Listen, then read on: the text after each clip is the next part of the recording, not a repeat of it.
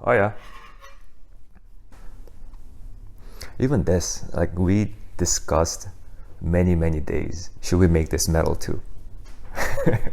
It's not going to have a direct contact with hot water. We just came to conclusion where in terms of a user experience to cost to how we want to go about it, polycarbonate is actually a better approach. That's when we are at, I think, V3 or V4, when people are testing it.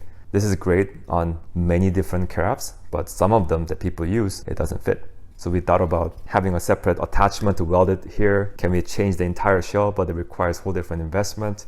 And that's when we realized this little curvature that we have here. It kind of reminded me of a kind of flat burr. So I was talking to our designer and say, hey, it'll be pretty cool to have a flat burr inspired, like a little tray that you can do.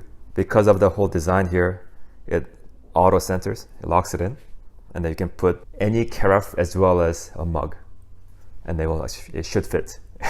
Based on my research, this specific diameter should cover everything. Ramen bowl is not going to fit, but most carafe and cups should work. Kalita have a specific bottom part like this, and there's a little one punch hole.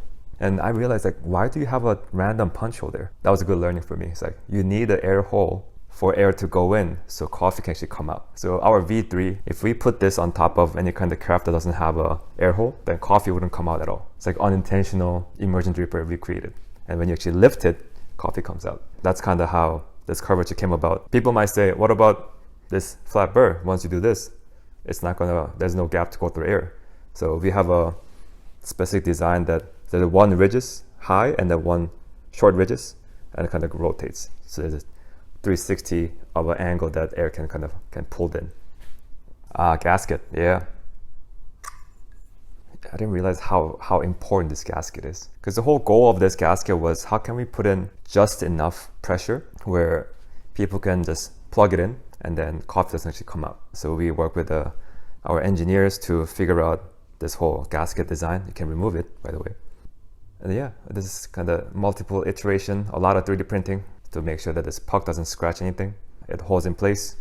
Even when you hold in place and then put it like this, it doesn't come out. All comes down to, again, going back to defining just enough. We definitely went for whatever that's accessible premium material that we can use to make sure that it's actually built and designed with care. Even the silicone, even polycarbonate, even this requires different type of research on what's considered as a good quality polycarbonate. How can we use this product and object so more people can come into this place called specialty coffee, so we can just increase the entire ecosystem to be a lot bigger together. So that's kind of how I'm approaching it as a brand, as Yeoyu and distributor.